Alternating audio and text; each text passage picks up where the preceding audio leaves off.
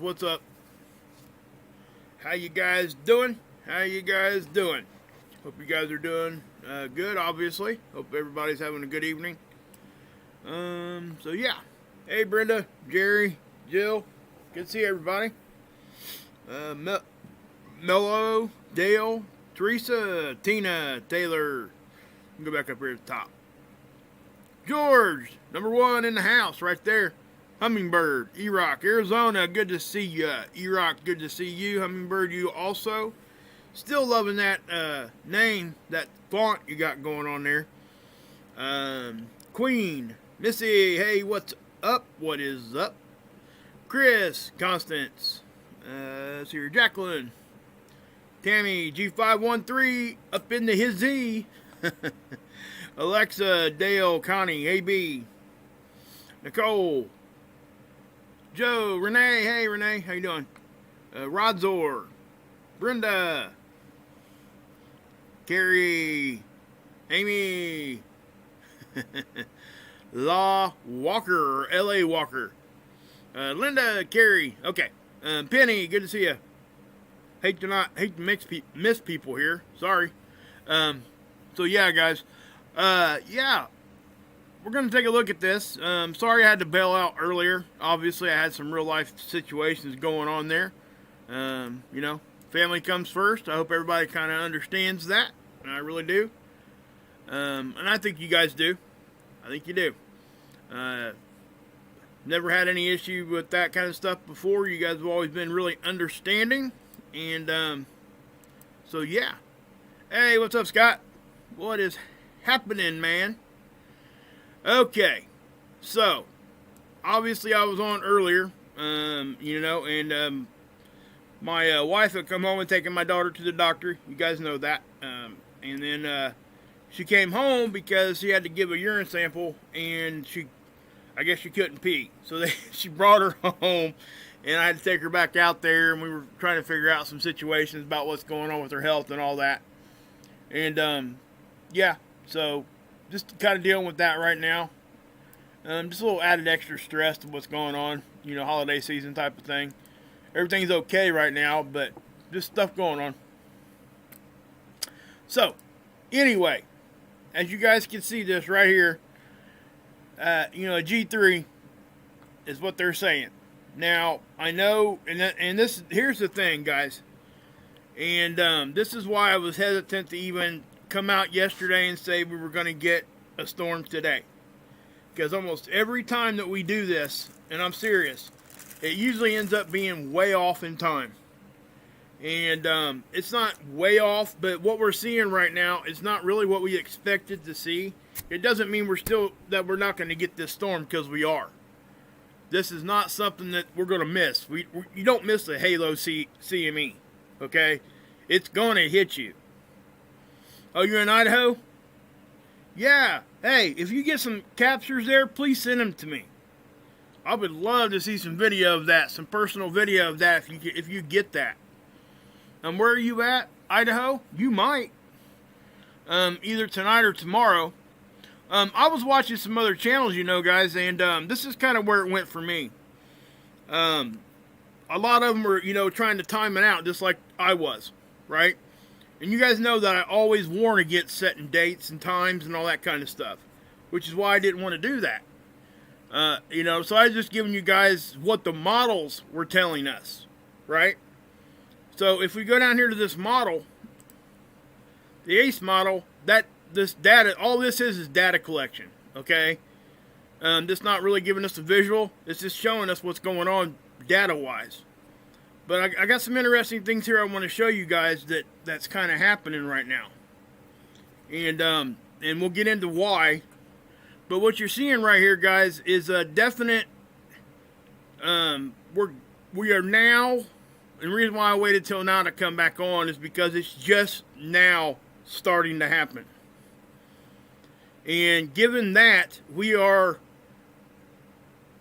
if you go over here and look at the Enlow model, and let me point this out. Scott will probably back me up on this. This model right here, it takes data continuously and updates it. It will give you 2-day historic, and it'll try to predict out 5 days in advance what's going on. This hump right there, it has nothing to do with that solar flare and CME. That hump was back here 3 days before the CME ever even happened. That same energy, excuse me, actually hit stereo A, and it spiraled across to us. That's what happened, okay? And so we knew that was coming. I was talking about that for days before the CME even happened. Then we get the CME. So then that, adds to the equation here. So what we're looking at here, I'm going to put this in motion, but I'm going to point something out here in just a second. I'm only showing you this for one reason, so we can go through what I already showed you guys, just real quick. Okay, so we come here, right there, right? So that would be when the initial uptick should have been with the plasma density. So we got this, and it keeps moving, right? And then it hits. Now, just like I told you guys earlier, the last update for this thing was 8:03, okay, on the 8th. 3 o'clock in the morning, UTC on the 8th. We're getting ready to roll into the 10th. Now, it's not unusual for them to put these things into a shutdown safe mode, but to do it that early was really strange. That's a day early. Okay? They usually don't do that.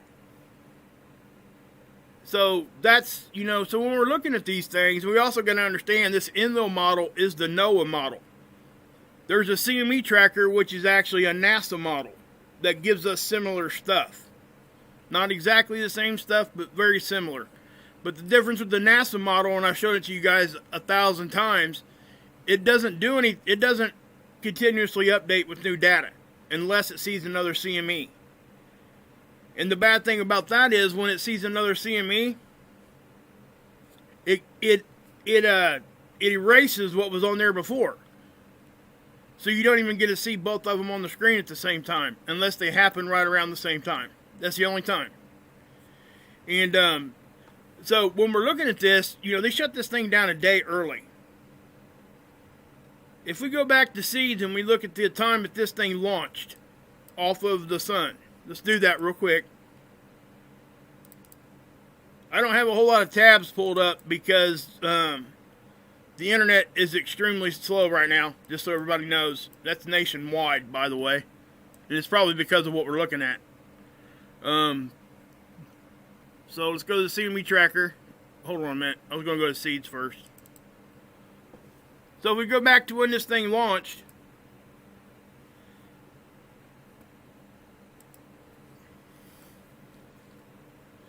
all right, there's the Halo CME. What time exactly did it launch? It launched at,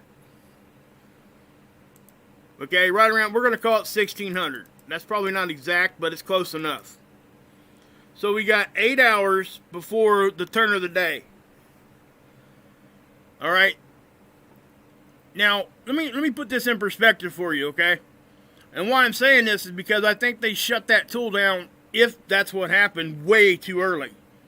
Because if we get a CME that fires off on the 7th, they know that CME material is not going to get here in one day. If it does, we have serious issues, because that would be an extremely fast-moving CME. So that's my point here. So the next question is, why did they shut it off so early? We ever going to know the answer to that? Hell no, we're not. They ain't going to give us that kind of information. No way. So it makes you wonder why. But we're going to keep moving on, because there's other things we can look at to see when this thing gets here and why. First off, according to this thing is way late. But according to Ace right here, now don't get fooled by this. Okay? You see this little jump up right here? that does not necessarily mean that anything's here. Look what's happening after that. It's the data blackout time of the satellite. Every time. Hey Adam, what's up, buddy? Yeah, I might be able to call in a little bit later, Marv. Yeah, shoot me an email. Here, hold on a minute.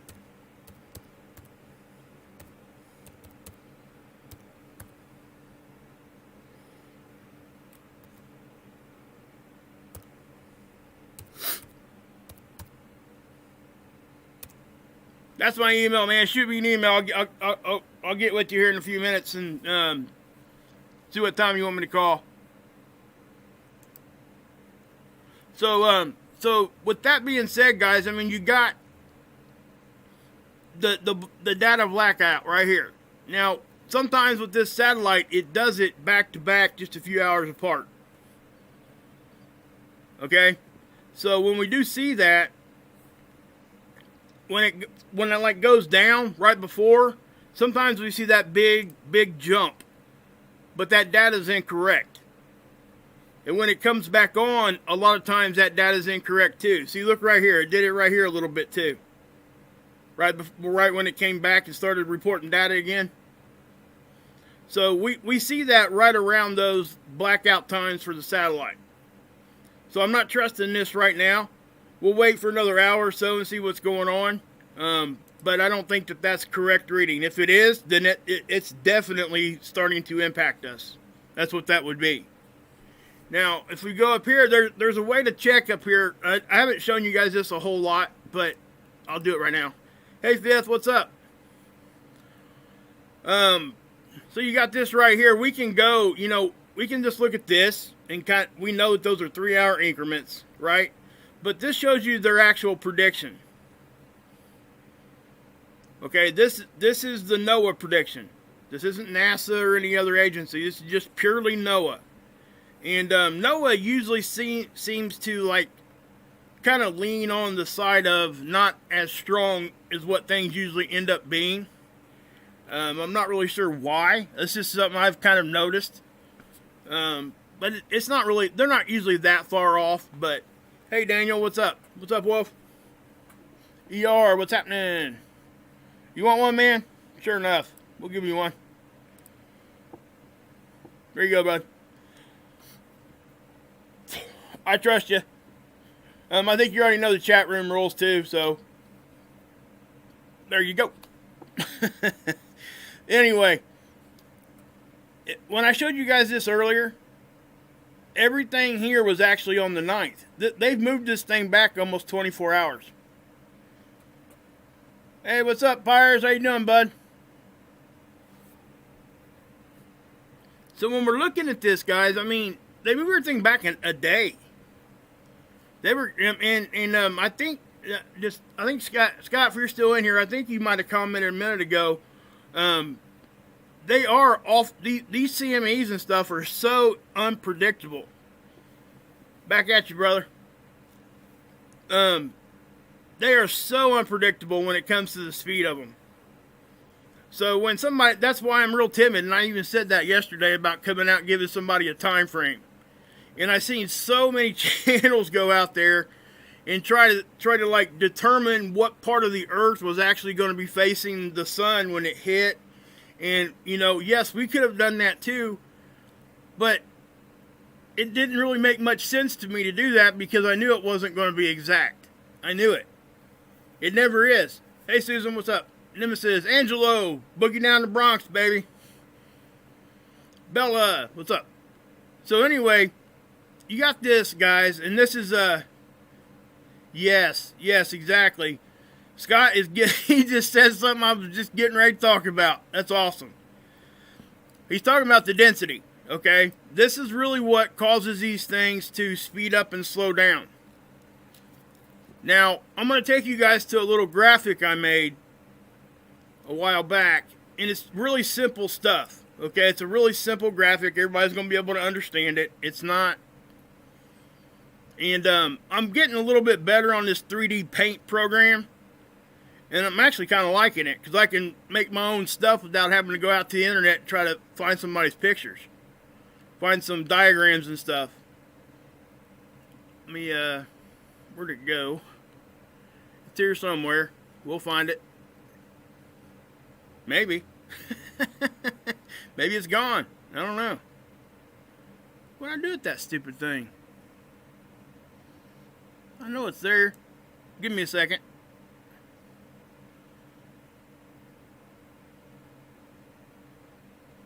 What did I do with that thing?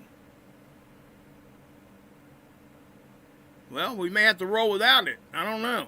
Hold on a minute. Let me look somewhere else. See if I just left it out here on the desktop somewhere. Maybe I put it here.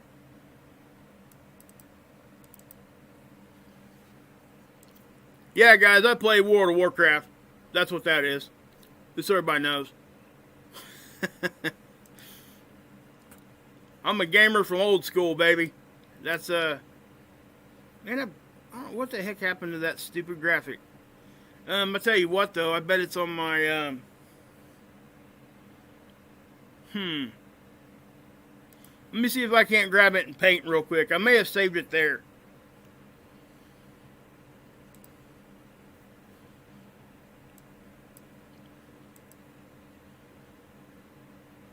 Nope. Daggone it. I don't know what I did with it. Let's check here. Maybe I put it in the trash. Sorry guys, I don't mean to waste your time with this. I apologize. I just want to really want to show that to you because it will it'll help everybody understand.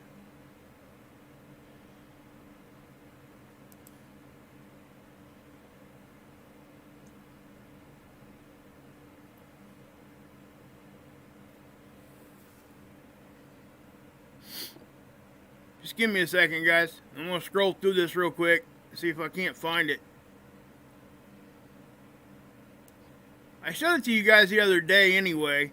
I mean, I can explain what I need to explain without it. It's stupid that it's not there. Okay, restore it. Let's see what you got in there. Restore that folder.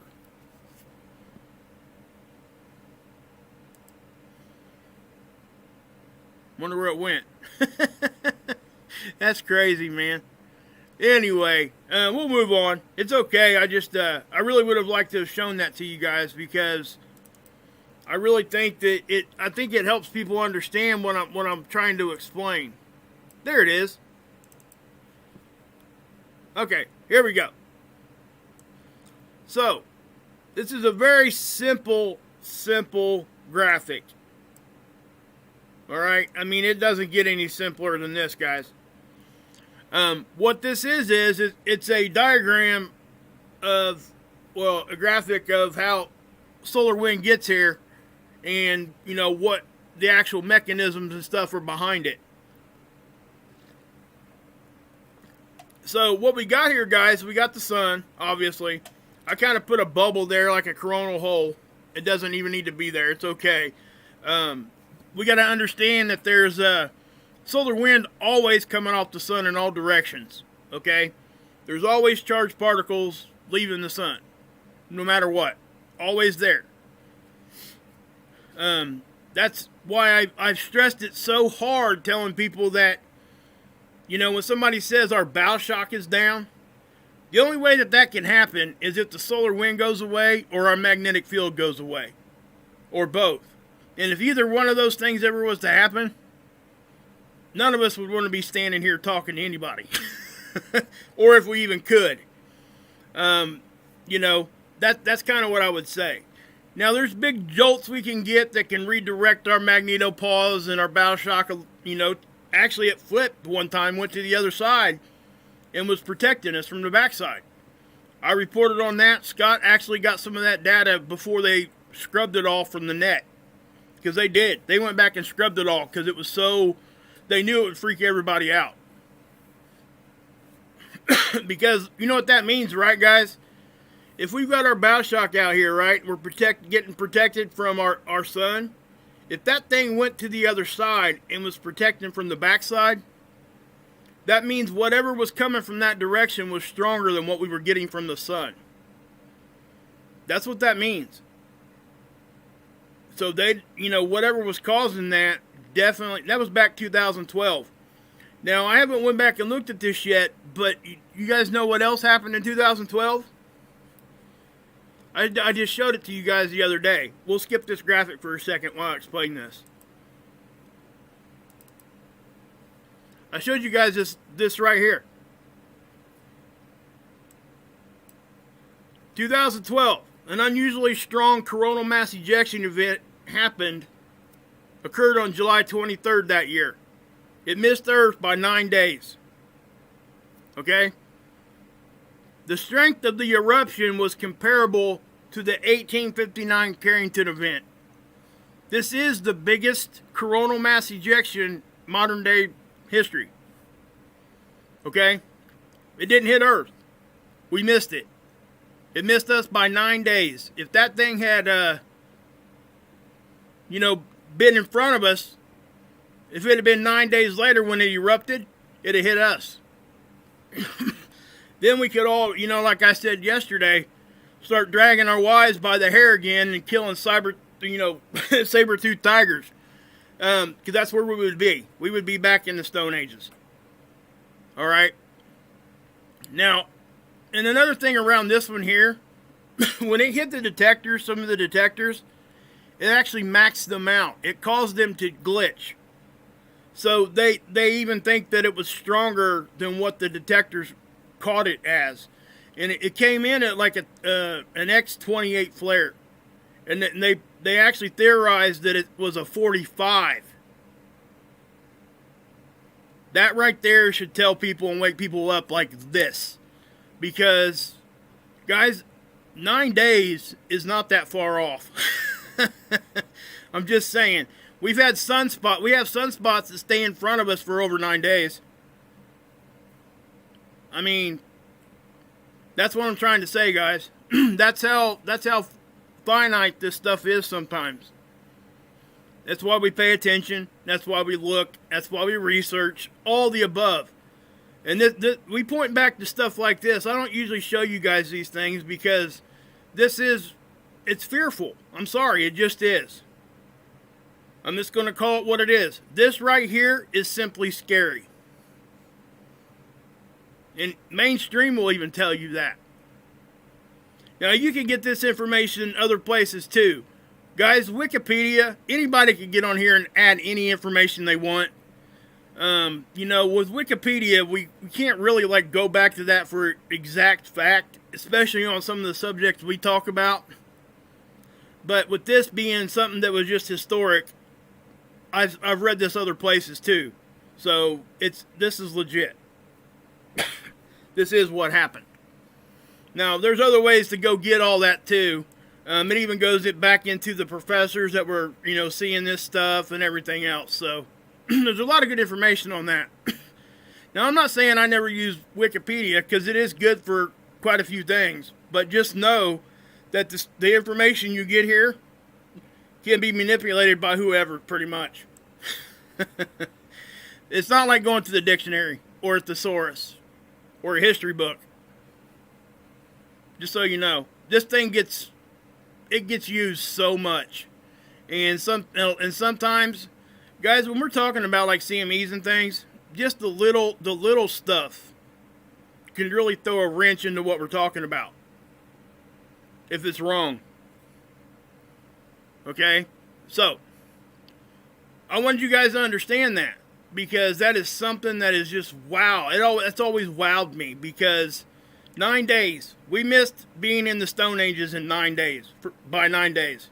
In 2012. And we didn't even know it. Most of us didn't even know it. So.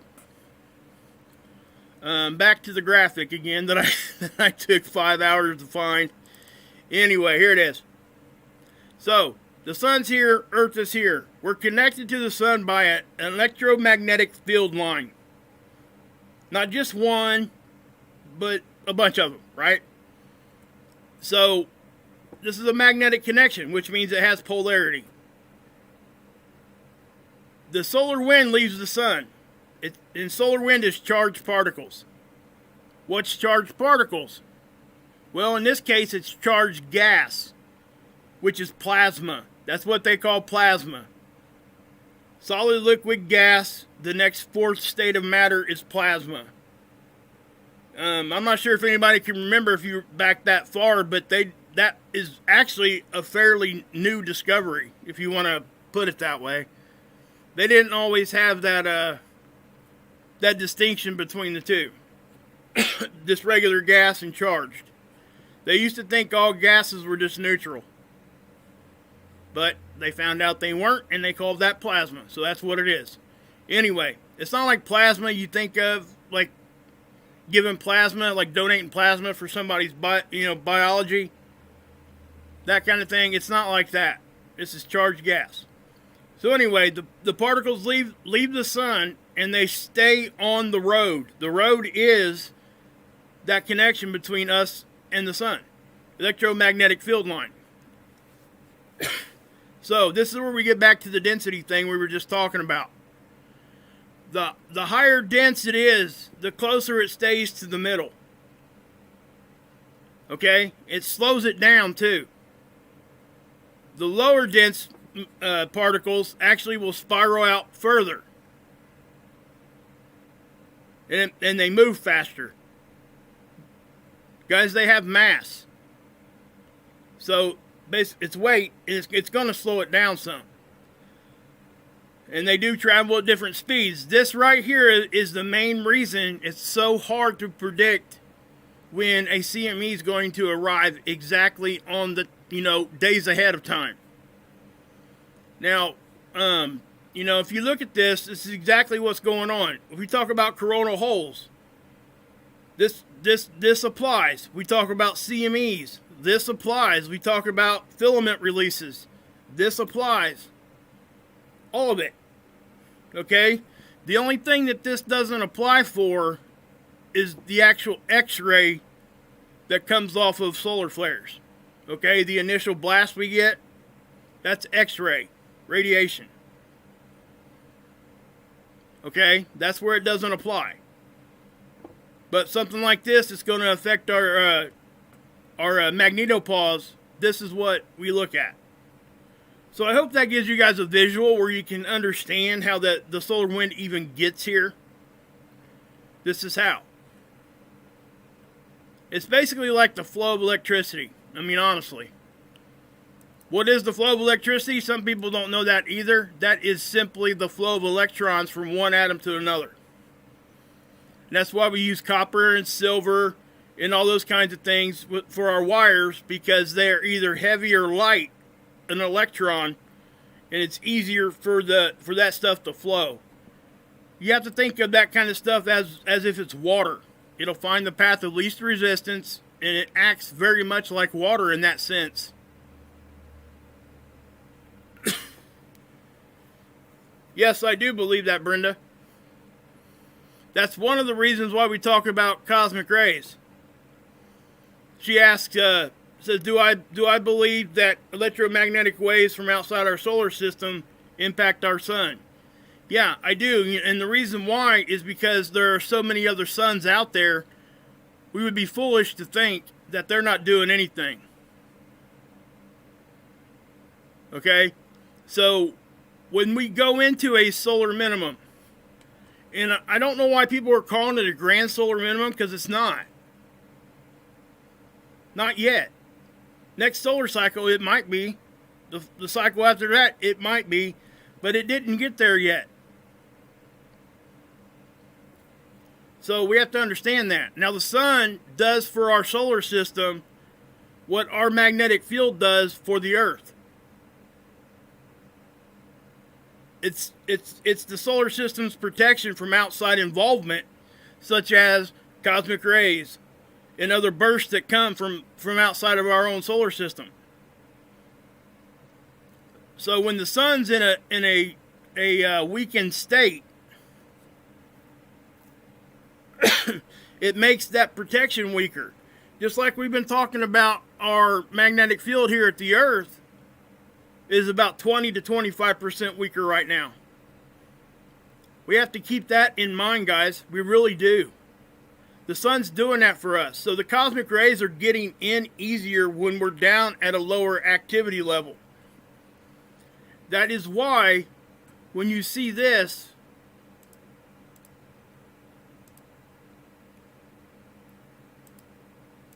the geomagnetic activity, when you see that hit the basement and stays there for about 24 hours, what happens? They issue a cosmic ray alert. That's why. We need that activity a little bit.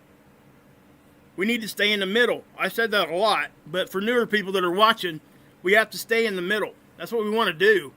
Obviously we don't, but that's what that would be ideal conditions. So, with all of that big long mess said, I hope I was able to show some people at least a little bit of something there, so they might have a better understanding why this is so hard to predict the exact time that it gets here. They don't know how dense the material is exactly until it starts hitting the detectors. They got a good idea, but they're off quite a bit sometimes. And it's obvious with this one, they were off. Because if you look at this, the initial one before... Now remember, like I said, this graph here will show you 2 days history. So real time was right here when it went down. It was only a day away. So that's, that's close enough to me that they shouldn't have been off by this far. That's just me. And granted, I get that it's extremely hard to predict it, but when it gets that close, you would think they'd be a little bit more accurate. That's all I'm saying. But that just goes to the point that, we don't know until it does start hitting our detectors. Where did it start hitting our detectors? First, that kind of thing. The first really good data collection we get from it is when it gets to like SDO in Soho, which is 1,000,000 miles closer to the sun than us. So that's why we get a little bit of a, I guess if you want to call it a warning, I don't know.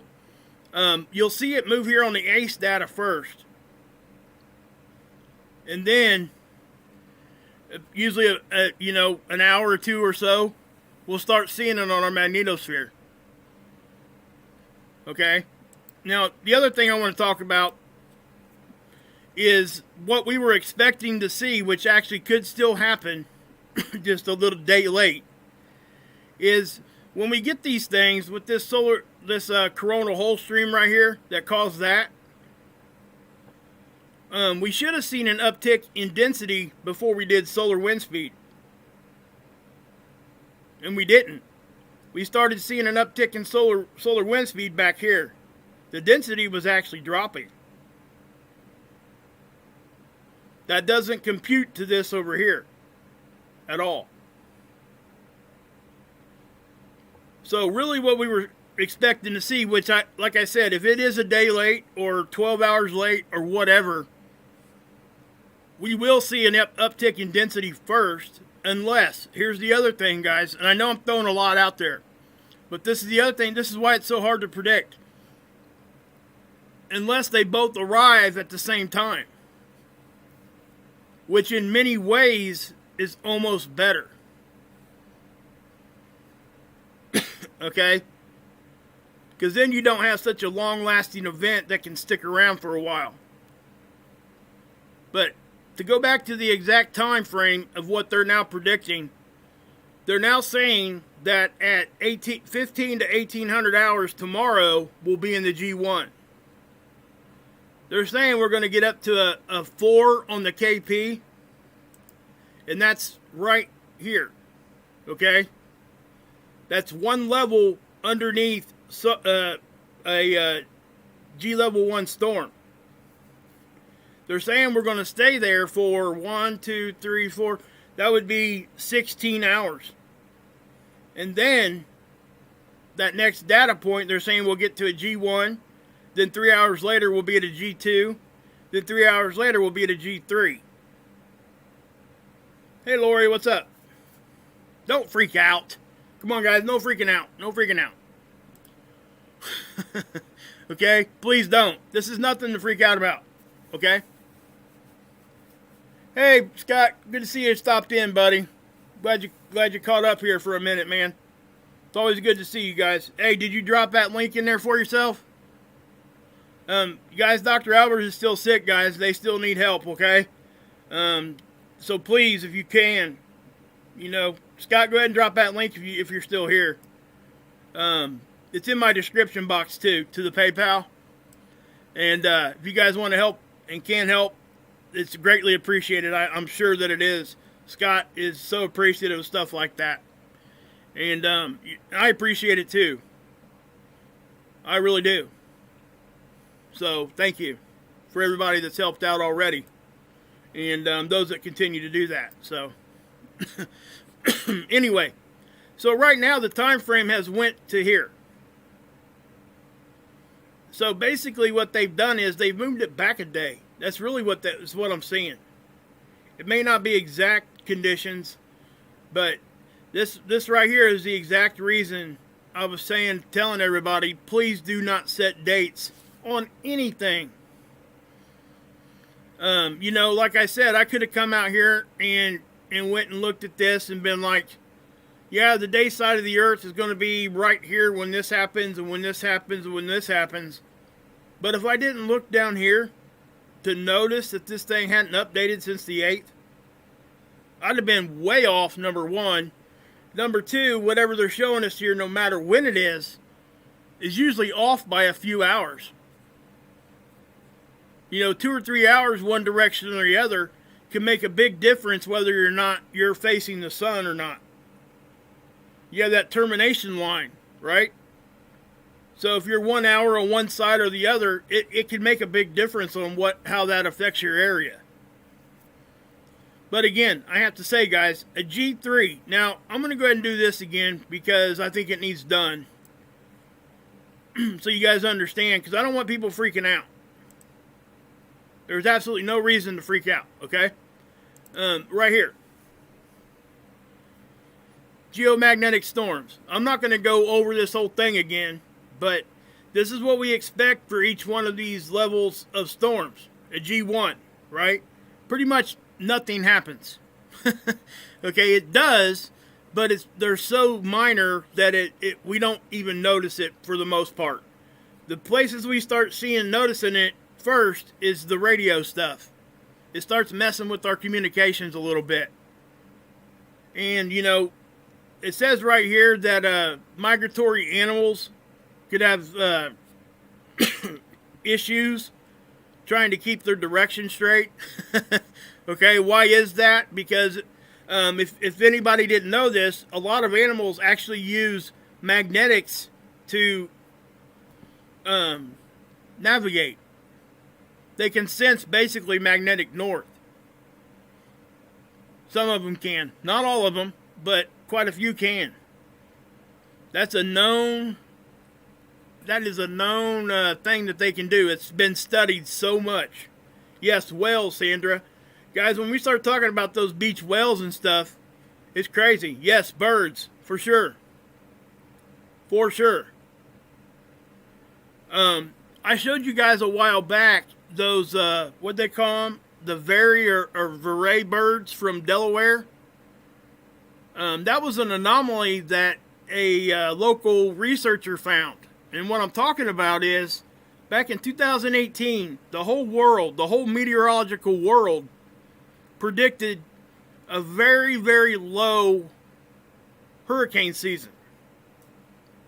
Well, he noticed that these birds, instead of like the typical migratory birds, they're usually within 4 or 5 days each year. Like if they were going to migrate, let's just say October 1st. Well, the next year they can migrate maybe on October 3rd or maybe back a little bit 3 days before that. That kind of a window. Well, they noticed that these birds in Delaware had waited like 2 weeks. Okay, so when that happened, it kind of struck him funny. But back in 2018, he put out a prediction based on these birds, and the birds were right. They were waiting because they knew the hurricane season, basically that's what they were saying, that's what this study showed, that they knew that the hurricane season was going to be worse. So they waited for all that stuff to either get there before or get there after.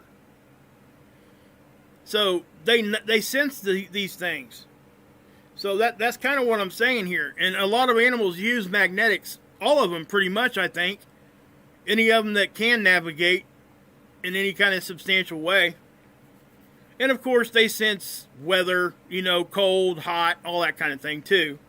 But for the most part, when they're like trying to navigate like a bird flying in one direction or the other, that's a magnetic thing. It's amazing once everybody starts digging into that, because it really is. It's amazing that they can do that. You know, there's also been studies out, and I know I'm kind of going around here a little bit. We'll go to G2 here while I talk about it so you guys can look at that. But there's been a lot of studies out that men actually can navigate a little bit better than a female, because for whatever reason, we are more sensitive to magnetics. It's an actual physical thing. But what stops us from being able to navigate is our ego. We don't want to go ask for directions. You see what I'm getting at? But that is actually a true thing. We are more sensitive to magnetics than what women are. And they know that.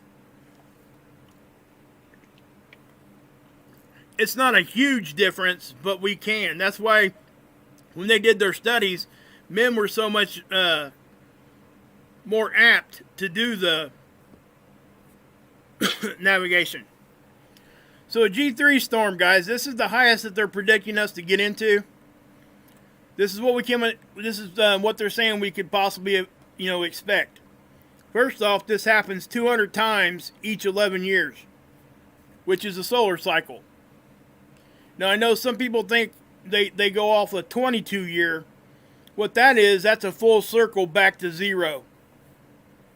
You basically have an up and down and an up and down twice in that cycle. Depending on what you're talking about, most people just stick with this 11-year thing because it's easier to understand. But anyway, one solar cycle, 200 times a year. 200 times in that 11-year cycle. Power systems may experience voltage alarms and require correction. What does that mean? Well, they could get surges. They could, the transformers could actually have to be reset. That kind of thing. And I guess if it's a long-lasting one, it probably could really damage some, like, transformer stuff if it sticks around long enough.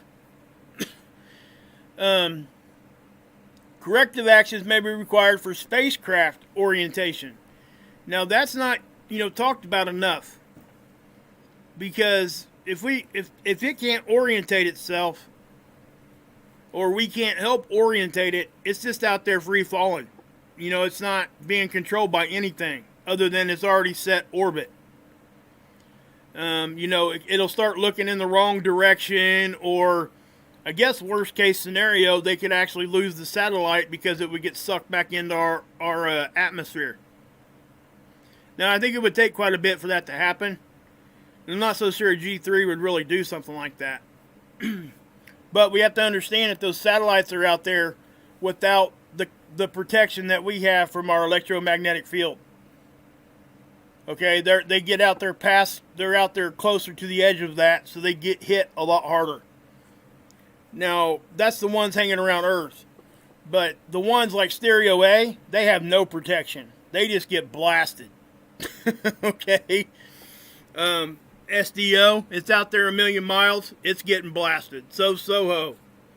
I'm talking more like the Go 16, Skylink, those kinds of spacecraft that are really kind of closer to the Earth. They do have some protection. Then it says here, low frequency radio navigation problems may occur. That's what we can see. Now, I'm going to show you this one because obviously if we get to a G3, there's an outside chance that we may get here too. I don't think we will, but again, there's always that chance. A G4 only happens about 100 times in an 11-year cycle. Power systems, widespread voltage control problems, protective systems will mistakenly trip out key assets from the grid. What does that mean? Well, it's very similar to your GFCI you have plugged into your kitchen or your bathroom now, because it's part of most building codes for each state. What GFCI stands for is ground fault circuit interrupter.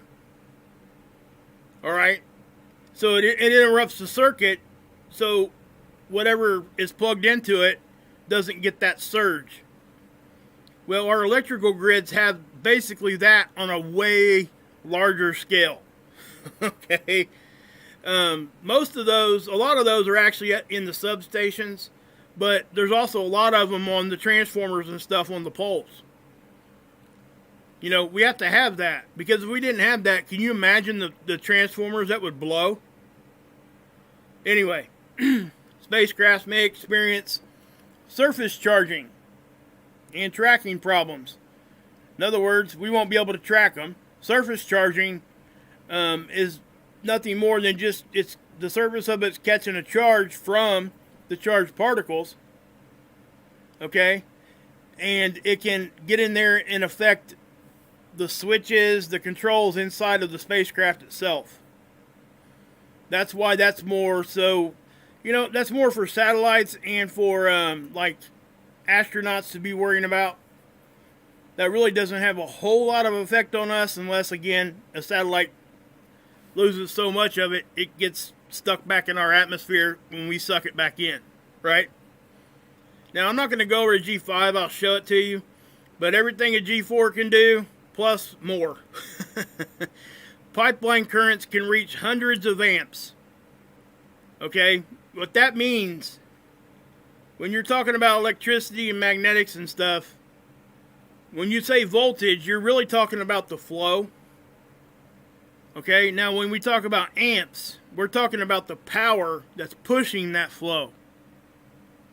So when these amps start amping, that's why they say amping up. That's where that term comes from. So more power is coming. That's where that's coming from. Thanks, Paul. I appreciate that. Yeah, there is a theory like that, Daniel. That's interesting. I've actually looked at that for a minute. It's pretty cool. Hey, Wolf. Hey, Brian. Anyway, that's a G5. So I just wanted to touch on those again because I don't want anybody freaking out. There's no sense of freaking out over this stuff, guys. This is not the end of all or anything like that. No, I don't think any of the major power outage stuff is going to happen. There's an outside chance we could see some brownouts and things like that. But I don't think that it's going to be like I said, showed you back in 2012 or 1859 with the Carrington event. Now, I know that everything gets really compared to that Carrington event. And believe it or not, that kind of bothers me because it's not the only event. We've had so many since then that nobody ever talks about. And we would be remiss to not talk about it. We really would. I've shown them to you. I showed it to you guys yesterday. Here we go, right here.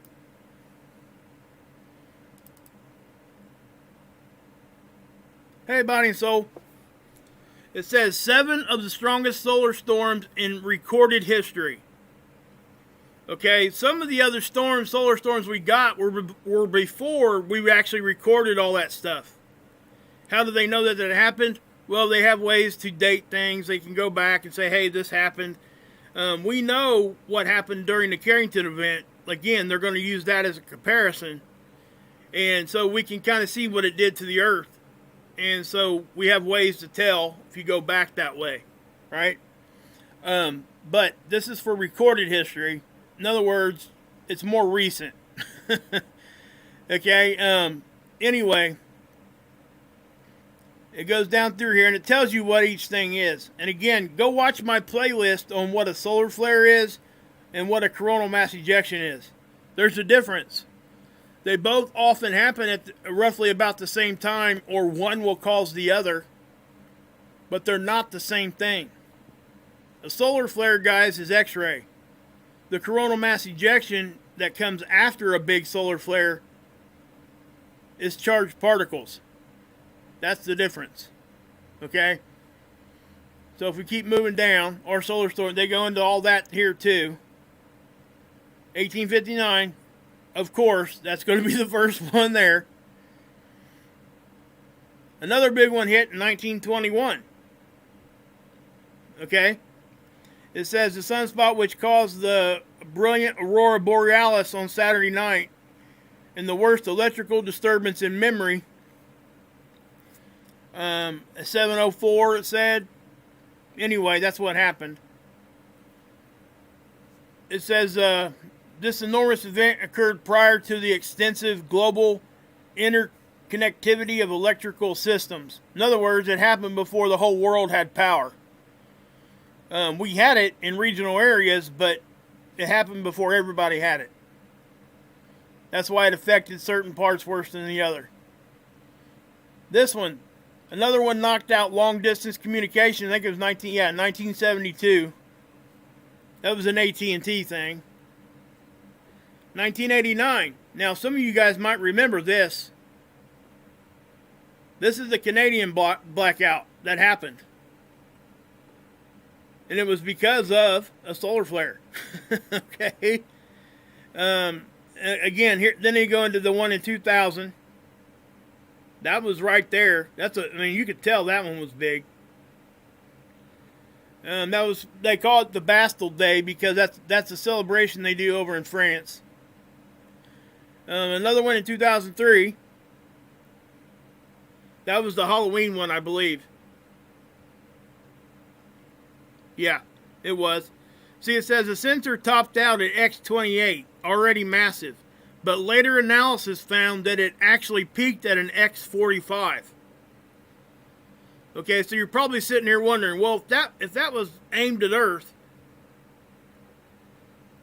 why do we still have power? Well, because the CME that was related to this wasn't as strong. The X-rays, if they got that high, yes, that's radiation. Hey, VW, how you doing? Beautiful War Goddess, how you doing? Keith, what's up? Linda. So that's what we're seeing there. That's the biggest difference, right? Then it says here, another one in 2006. And it goes in to talk about this one. Obviously, look what they say. They go in to talk about and compare it to the Carrington event. So I just have to, I think it's funny that we compare everything to that. But it does make sense because it was the most powerful one that we were able to hey, there it is. So anyway. I wanted to go over that stuff again tonight because it's going to be relative to people when we start seeing these upticks in CMEs and stuff, because that's what we're seeing now. Let's not forget that this big halo we seen, what did we see last week? We seen a halo blow off on the left side. What did we see a week before that? We seen a full halo blow off the back side. 3 of them. Full halo. That's significant, guys. It really is. So, if we look at this, that was on the 7th, and this was the one that, this is the big CME. Let me reverse that. There you go. You got that. There's the big halo. Go the next day. We're still getting energy flying off the sun. Notice, you see this down here? Watch. Right there. See all that energy kind of fly out? And even up here? You know what that was? That was another CME flare that blew off directly on the backside. Let me show it to you.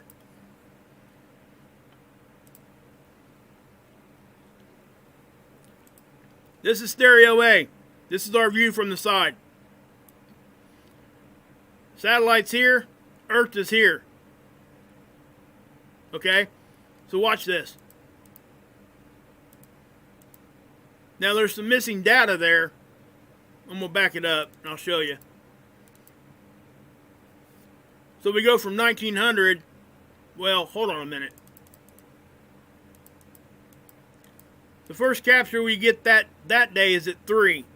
So we missed about the first 3.5 hours that day. Now, if we go back to the last capture the day before, we get like 1900. Yeah. So 1900 to 24 is what? 5. So we're missing 8 hours of data. At least on this model. I don't know if it's showing up on the other one on ISWA, but you guys can see how big that one was. It wasn't as big as the one we got we just got, but it definitely is significant. So that's 4 pretty big, big CME flares in like 3 weeks. That's it's not what we would have expected this early in the sun cycle.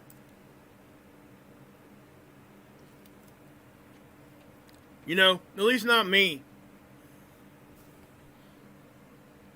Now, well, there's my thumbnail. Okay. So, well, look guys, we may be getting that initial blast now. You see this? That uptick is sticking around, and it's going on the temperature, the density. The BZ actually got jolted there too, so I bet we are. Here's the Aurora. This will be the first indication, or one of them. It does look like it's getting a little bit more intense. Let's run it to the most. That's the most recent data. If we back it up, see how it was kind of like that, and it kind of got a little weak, and then it did that. That's probably because of that. We're probably just now starting to see some of that stuff get here. We can look at the X-ray absorption thing here. Let it load there. This is the one that'll show solar flares.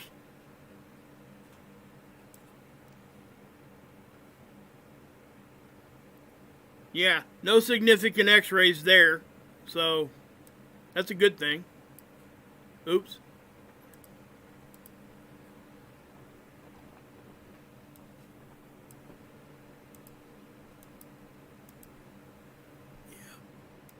Okay, so look at this. What we got there? That's an uptick, guys. Yeah, it's low radiation saturation. There's really not a whole lot. You make a good point there, Brenda. I should have explained that a little bit better. You see the solar proton flux right here? When that thing is hanging out kind of low, we usually don't typically have to worry about radiation from the sun. When we get the big ones, like the big solar flares, we'll have the proton flux will rise also, and it's basically a radiation storm. Okay? And how do we know that? Well, they got storm levels here. There's another place we can go to look at that, and let me show you. But it hasn't. The last time I looked, it had been down for almost a month. Let's go to ISWA real quick, and I'll show you those graphs. They call them the Neo Geo graphs. And I'll explain that when we get there real quick, if this stupid thing would load. I'm sorry I don't have these loaded, but I was hesitant to do that because when we're getting weather like this, solar weather, space weather, it does slow down the internet, and it does have issues. It starts having issues. This is our magnetopause. I'm going to reset these also to get the most updated data here, because this will show us if we're getting hit or not. But anyway, what you want to do, you want to go to the magnetosphere. Go to 4. And we'll go to, we'll back it up and go to 3. We'll go to the 50. Now, see, it hasn't. Look, see the date? 10/31. This thing hasn't updated since the 31st. So we can't even look at this to see. So anyway, that's what's going on with that, but I'm going to pause that. You guys already seen these earlier. I showed them to you earlier, but we haven't seen the most updated ones yet. Let's go there and see what's going on. Okay, yeah, I can tell you right now we're getting hit. You see this right here? That's our bow shock. Back it up. Okay, notice the time. 36 minutes past the turn of the day. And if we keep going right here, nothing much going on, right? Now watch. Boom. See that? See how that compressed that quick? That's a good sharp hit from solar wind or the CME. I think this is still part of the CME. I mean the solar wind stream. We'll get the CME a little bit later. Hopefully you will get a little bit of a time span there or whatever. I don't know. Unless they hit at the exact same time. Obviously this is definitely hitting us right now. So, we'll just have to wait and see what happens. That, you know, that is actually confirming this, the uptick here. You know, that sharp increase I was saying that possibly could be the data blackout. It's not. I thought maybe it was, but it's not. So that's a true uptick. And if you look at the range over here, guys, they've already moved it.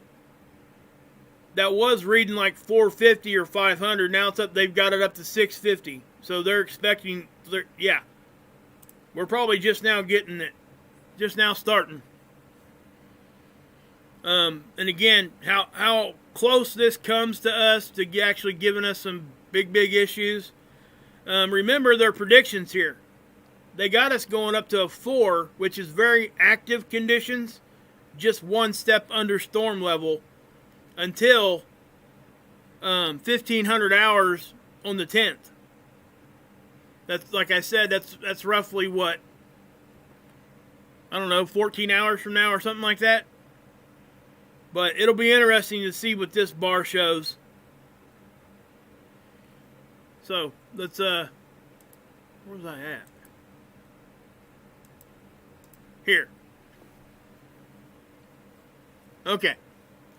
So we know we're getting hit there. Now let's look at these real quick. This is a solar wind map. Guys, I've said this for a while now.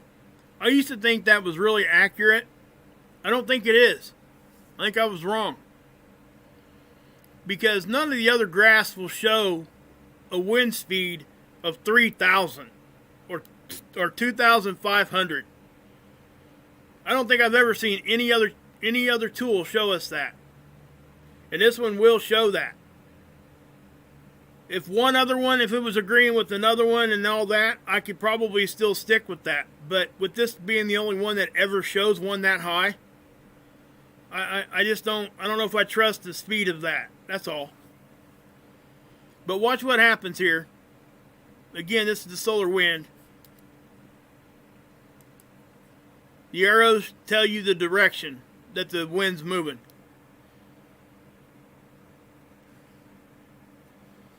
So we got a little hit right there. See that kind of bulge right there? Now something else where we move on here. This is a two-dimensional model. What you have to do to get an idea of what this actually looks like three-dimensionally, our magnetic field, our protection, pretend there's a line connected to the magnetic field right here where my cursor is. Let me zoom in here.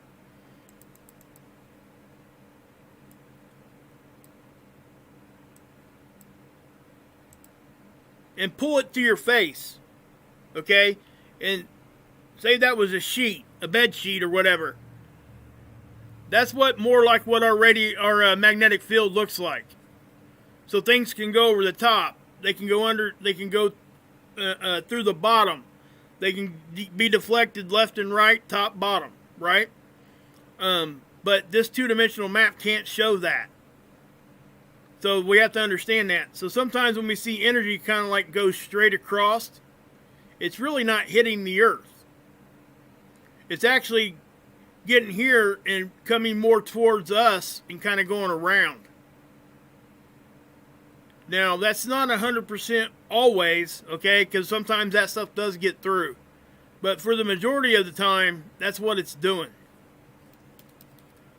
So let me go forward here.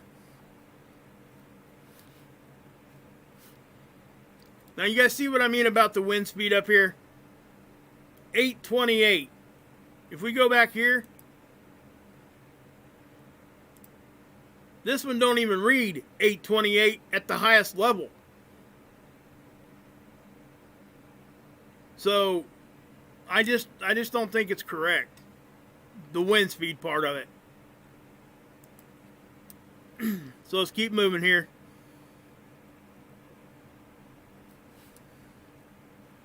And yes, we took a hit right here. Watch. I'm going to back it up a little bit. But watch what happens here. You're going to get a bar of like what looks to be orange.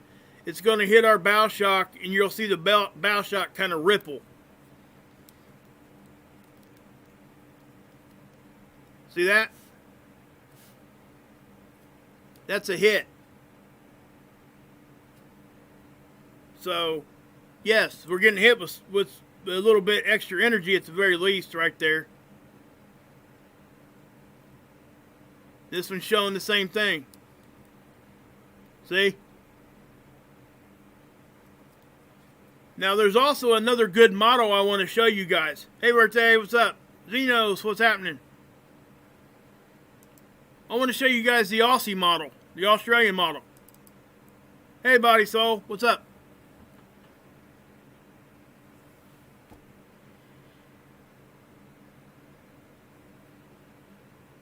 Yeah, maybe. We'll have to wait and see what that hit was from. But yeah, maybe, Brenda. I'm not sure yet. Could be. Hey, Forcing, what's up?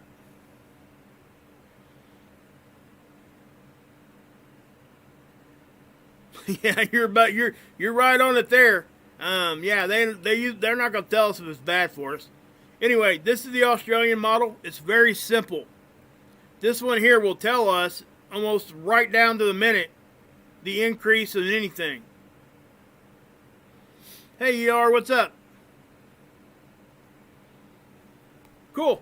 I'm glad you like it there, ER. I'm more than happy to do that. But anyway, this is the easiest model to understand. What I'm going to do, I'm actually going to copy the link to this. I'm going to drop it in the chat here because this graph here, first off, it doesn't come from NASA. Okay? It doesn't come from any of our agencies. This is ran by the Australians. Now, I'm not saying that means that it's so much more reliable, but I know some people have a big problem with those other two agencies I just mentioned. Okay? And I'm not saying I don't, because at some levels I do. Okay? But when we're looking at this is showing the density, this is the wind speed. So let me put this in motion.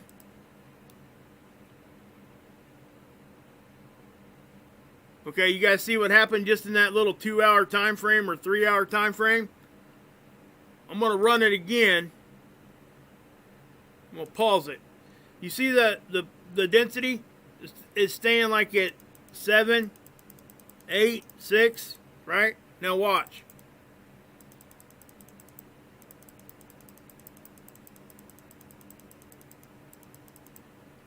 I seen a 9 right there. Now look what happens when it gets here. 13, 15, 14, 21, 19, 20, 20. And we are at 19 right now.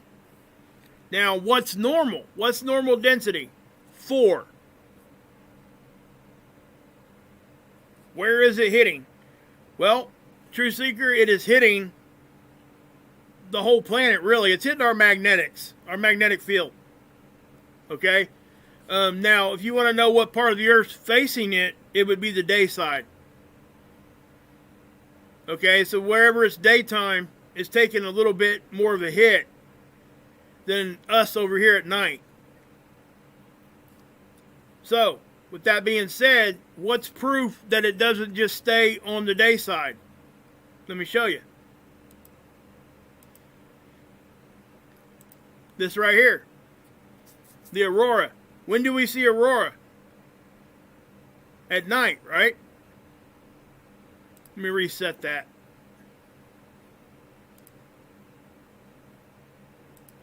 So in order for us to see auroras, you know, for the most part, it's got to be dark. There are those few times you get daytime aurora, but that's few and far between. So if we want to look at the day side right now, this part of the Earth was facing the sun right now. The United States, most of Europe, a lot of Africa, all this stuff over here, it's dark, right? So if you want to go over here, we're going to have to talk about Australia, which is where that model was at. And, you know, in places like that. They will take a harder hit, okay? But it still hits, and it gets fed into our system, and it'll wrap around the Earth like a blanket. Now, that's also saying, listen to this, it's also saying that our magnetic field is still deflecting a lot of it. If it wasn't there, could you imagine what would be happening if our magnetic field wasn't there? Yes, northern lights. Exactly, Steve. So that's what that is. Now, we can't forget or become complacent in the fact that there's southern lights too. Okay? All that stuff just wraps around, gets in our system. If anybody doesn't know what causes aurora, those charged particles come in. They hit oxygen and nitrogen particles in our atmosphere, and the reaction between the charged particles and the oxygen particles, that color is typically green. That reaction is what you're seeing. Okay? There's, you know, and if it gets down far enough, it'll interact with the nitrogen, and that's usually pink or red. Now, there's other phenomenon too, guys, that causes different colors, and it causes different, actually, shapes, like perpendicular, and, you know, even horizontal, or even just about a month or so ago, we were talking about bomb-looking things, balls. That's a newer phenomenon that they've come up with and been able to found and prove that it is different than just the aurora. So there you have it. It's definitely something that yeah, we got to keep an eye on it. Look, hey, that new one came in. Look here. See?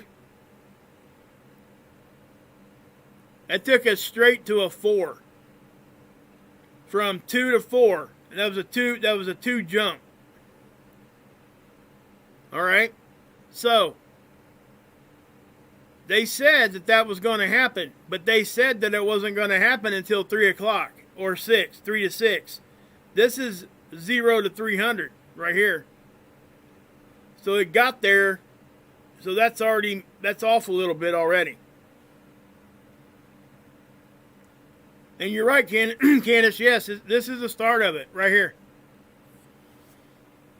What we don't know is number one, how strong it's going to be, how quick this stuff is yet. We don't know if this is just that coronal hole stream, or if it's both the coronal hole stream and the CME.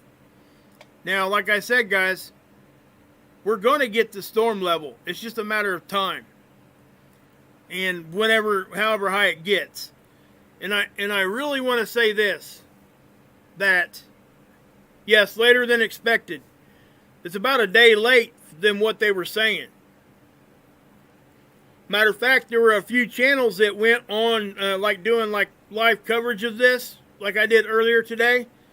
There were a few of them that actually went on earlier than I did, expecting to see this happening hours ago. And it never happened.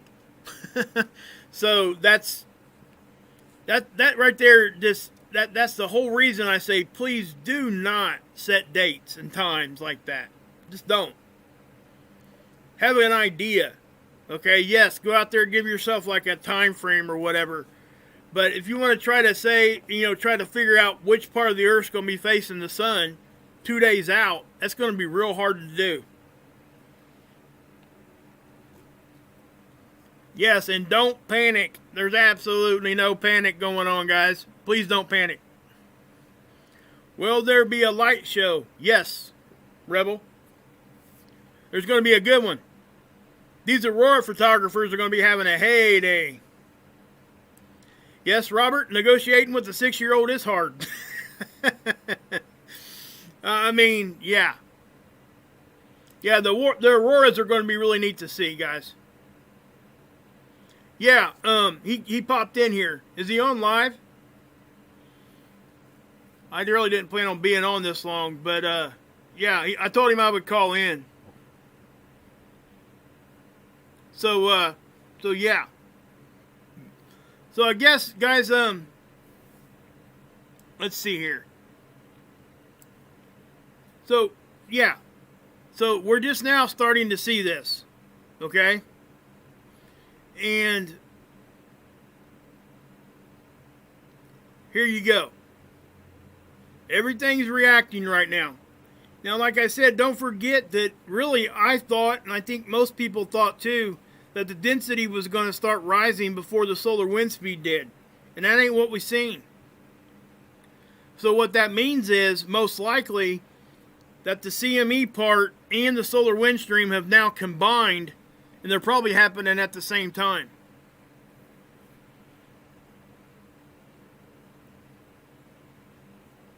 So yeah.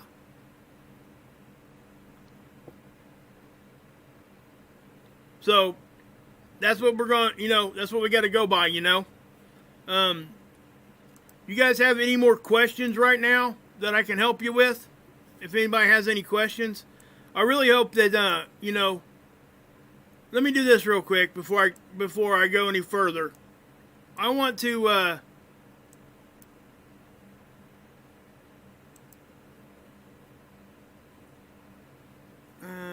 shoot, let me, oh, I took captures of that. Okay, I can't do that. I was going to give you guys a link to what could actually be happening, the conditions we can expect. Cool, Mark. Cool. So, you guys. Okay, let me read here. Thank you, CVK. Just turning in. I guess I missed. It's all right, Lindsay. I can give you a really quick rundown, real quick. Okay. I'll do that for everybody again. Let me just review it all one more time for you guys. This won't take long. Okay? So, well, I don't want to make it that big if I'm going to. Okay, so let's do this.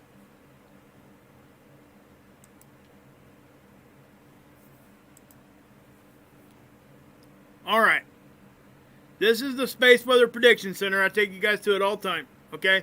So, this is geomagnetic activity. We're now starting to see the uptick in everything. Okay? We haven't had any, significant flaring or any kind of, radiation increase or anything like that. But we are now starting to see the particle uptick. Okay? So, that would be either the solar wind stream we were expecting or the CME, or it could be both at the same time.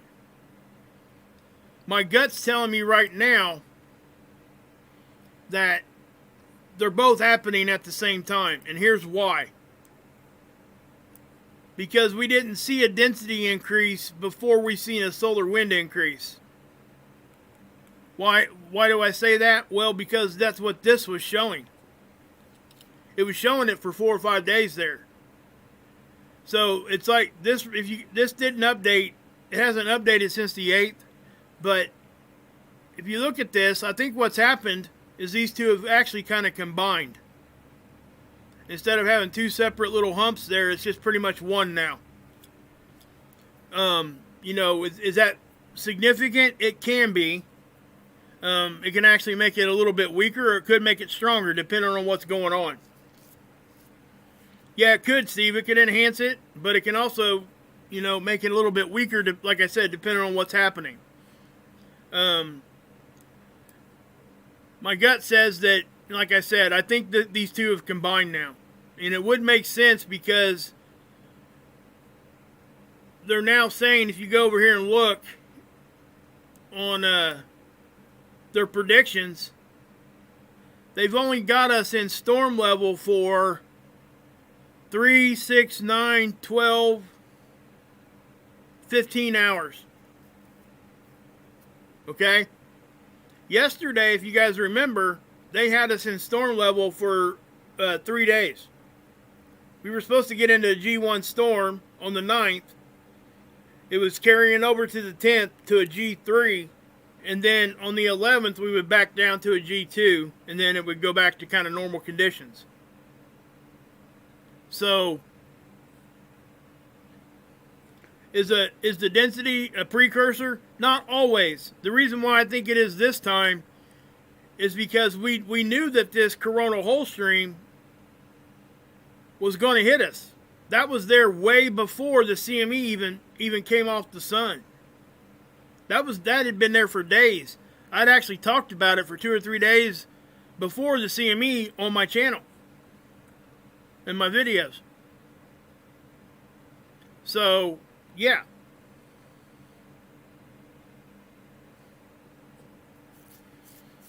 Let's see here. Okay.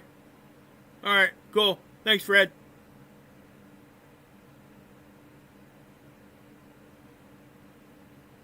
Yes, Verte, that's correct. Yes, I'm sure you would know that anyway. Oregon, they're going to be seeing auroras most likely. Yeah, the CME is just now getting here, I think. We're kind of seeing it right here. So, in case anybody didn't know.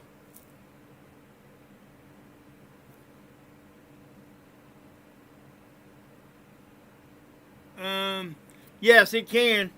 Forcing. You guys, you have to understand that, the heart institutes are now paying attention to a lot of different things. They're paying attention to cosmic rays. They're paying attention to solar weather. They're paying attention to frequency, the Schumann resonance, all that stuff. So,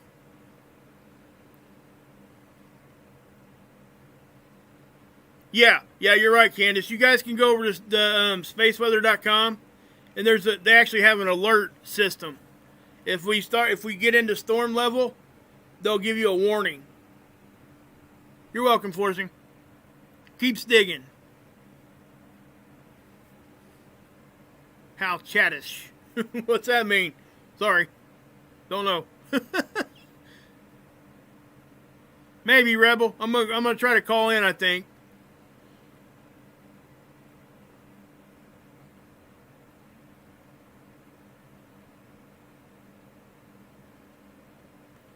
Wake up. No, I don't think we need to be concerned about really a whole lot of anything.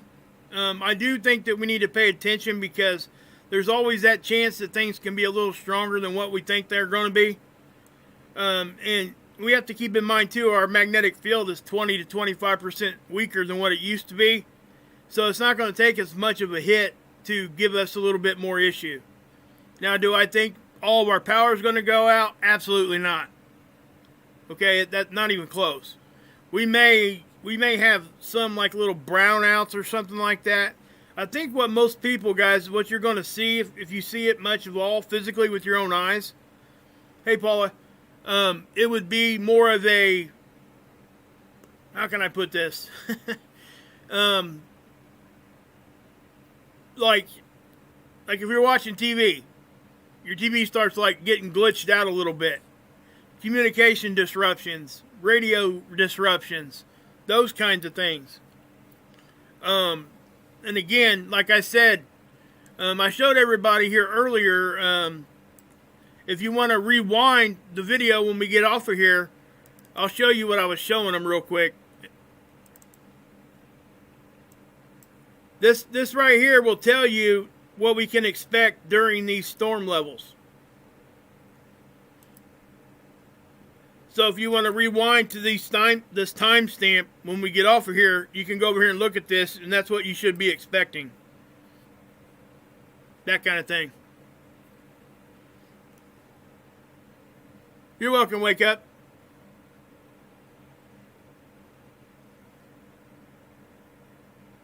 Yeah, Phil, my TV talks to me too.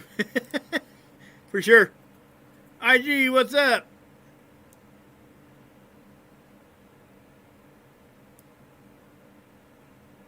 A guesstimate on time for auroras in Oregon?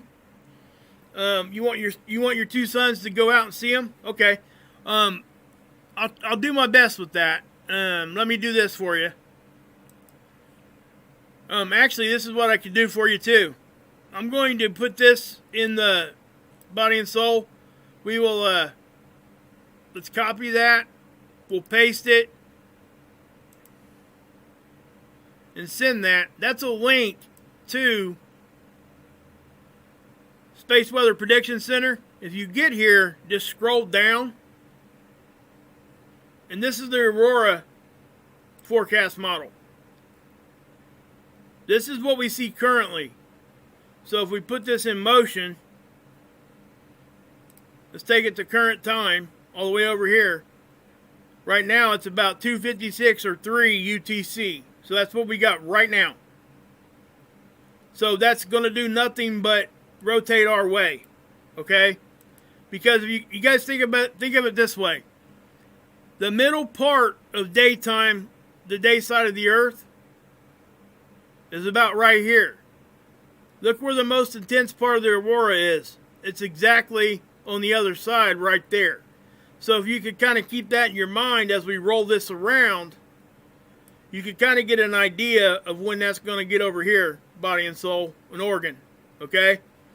Now, listen, I don't think it's going to get down to Oregon unless we get a little bit more activity here, stronger. And we probably will, okay? Because they are predicting that to get down that far. But as far as the time frame, we can look at this also. So if we get to a G2, but the thing is, they're not saying we're even getting into storm level yet. So we're going to have to wait. But a 4 can bring auroras down, but not usually to Oregon. That's pretty far. So maybe, I guess your best bet, if you really want to like put a time frame on it, would almost be, well, not really even tomorrow, because this should be over by the time I don't know. Yeah, I can't say anything with confidence, body and soul, there in Oregon. My best guess would be, I don't know, 4 or 5 hours from now, maybe try to go outside and look at them. And then maybe tomorrow night, if this thing is still happening, I'll come back on and we'll talk about it some more and see what we can figure out. But yeah, that's another thing we can pop over and look at real quick before I do this. We can look at the earthquakes, because this is one of the main things that most people don't talk about, because this is just now being studied in science. So it's really not like, how can I put this? It's not widely accepted that this has a real big effect on earthquake activity, but it's been my observation and a lot of others that that's actually what's going on, okay? But if we look at this, let's zoom out.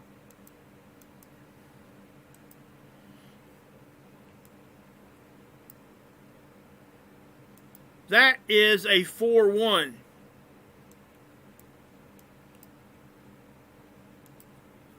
That's a 5-3. Wow, that's a 4-9.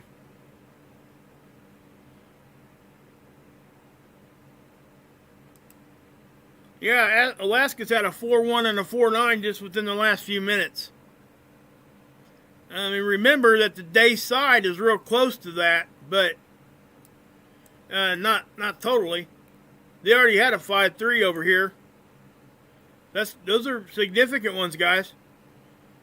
Neither one of these here, though, were putting off tsunami stuff, so that's a good thing. That's actually a deep one. 152, but that one's a lot more shallow at 30.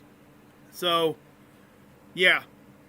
So we'll back off here, and you're going to see other ones too. 5-1. Okay, just a lot of stuff right here. These look like a bunch of 4s right in a row. Now watch this. I do this all the time. It's amazing what we see. See the activity right here? Look at all this. They're not real strong, but it's still activity. And don't forget about this strange one that happened up in Maine and South Dakota. Now when I look at that, that's on the same latitude line. That could definitely be influenced by solar weather. Okay? So, yeah. Now, let's do this real quick. First off, guys, I want to say thanks to everybody. Hey, Ron, what's up? I want to say thanks to everybody that has donated to me. Here's my PayPal link. I really do appreciate it. It does help me. It really does. And I am so humbled to think that you guys would even want to do that for me. Again, you guys know I'm not real comfortable doing that. I don't, for some reason, I don't know. I'm coming more around to that. But I don't want to ever make this channel about that, and I never will. I'm not going to come out here and make a video just so I can try to get clicks, views, and money. That's just not what I do. And I'm not saying that other people that monetize are doing that. I'm just saying for me, that's how I want to do it, you know? So, what I will say here, guys, yeah, guys, Ron's in the house here, Emergency Management Associates. Go sub up to his channel, guys. It's definitely, he does a really good job over there, okay? You guys would recognize Ricky and Isaiah's granny. They're over there all the time. I think Menacing Muskrat's over there too a lot. And along with a lot of my subs and my mods. Verte's over there sometimes. All that stuff. So go give Ron a look and give him a sub and show him some love. You know what I mean? He puts in a lot of hard work.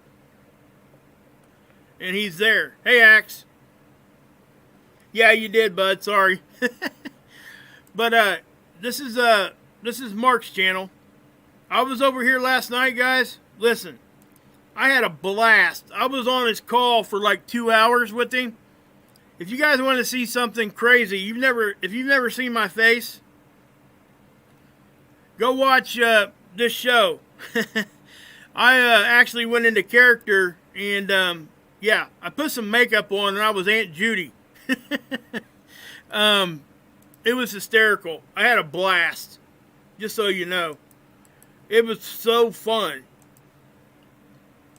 But there's the link to Mark's channel over here, guys.